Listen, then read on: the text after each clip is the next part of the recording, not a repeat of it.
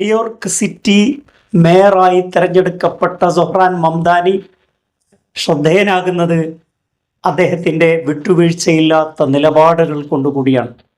അദ്ദേഹം Israel രാഷ്ട്രത്തിനെതിരാണ്, Israel ഗവൺമെന്റിനെതിരാണ്, സയണിസ്റ്റുകൾക്ക് എതിരെ നിൽക്കുന്ന ആളാണ്. ഇപ്പോൾ അദ്ദേഹത്തിൻ്റെ നിലപാട് ലോകം ചർച്ച ചെയ്യുകയാണ്. 1964 മുതൽ ന്യൂയോർക്ക് സിറ്റിയിൽ വലിയ ഒരു പ്രോഗ്രാം നടക്കാറുണ്ട്. ജൂയിഷ് ഡേ എന്ന് പറയുന്ന പ്രധാനപ്പെട്ട ഒരു റാലി 5th അവന്യൂവിൽ 50 വർഷമായി നടക്കുന്നു. എല്ലാ വർഷവും നടക്കുന്ന ഈ ആഘോഷത്തിൽ ന്യൂയോർക്ക് സിറ്റി മേയർ പങ്കെടുക്കാറുണ്ട്.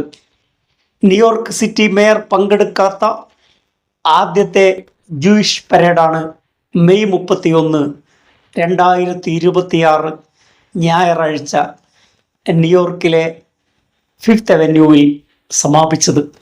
ഈ പരിപാടിക്ക് എല്ലാ സുരക്ഷയും ഒരുക്കുകയും മറ്റെല്ലാ സൗകര്യങ്ങൾ ഏർപ്പെടുത്തുകയും ചെയ്തു. എന്നാൽ തൻ്റെ രാഷ്ട്രീയ നിലപാടുകൾ ഉയർത്തിപ്പിടിച്ചുകൊണ്ട് അത്തരം ഒരു റാലിയിൽ അദ്ദേഹം പങ്കെടുത്തില്ല. ആ റാലിയുടെ ഈ വർഷത്തെ തീം തന്നെ പ്രൗഡ് അമേരിക്കൻ, പ്രൗഡ് സയണിസ്റ്റ് എന്നാണ്.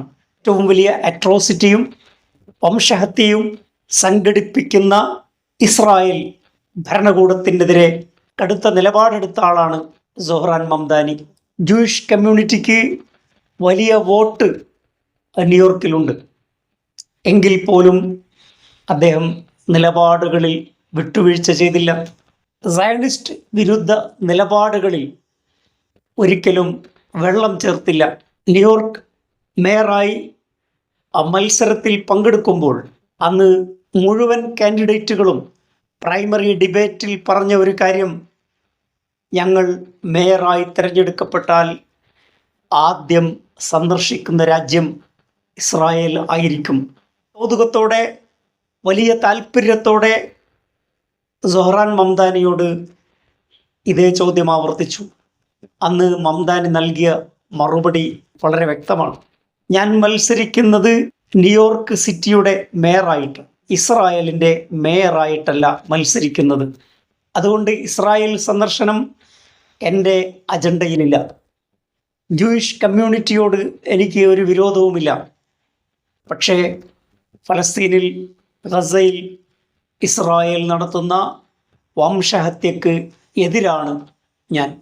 അങ്ങനെ ജനസൈഡ് നടത്തുന്ന ഒരു സർക്കാരിനെ, ഇസ്രായേലിനെ പ്രൊമോട്ട് ചെയ്യുന്ന ഇസ്രായേൽ പരേഡിൽ, സയണിസ്റ്റ് സന്ദേശങ്ങൾ ഉയർത്തിപ്പിടിക്കുന്ന ഒരു പരേഡിൽ പങ്കെടുക്കാതെ തൻ്റെ നിലപാട്, സയണിസ്റ്റുകളോടുള്ള തുറന്ന ആ നിലപാട് ആവർത്തിക്കാൻ സൊഹ്റാൻ മംദാനി ചങ്കൂറ്റം കാണിച്ചു.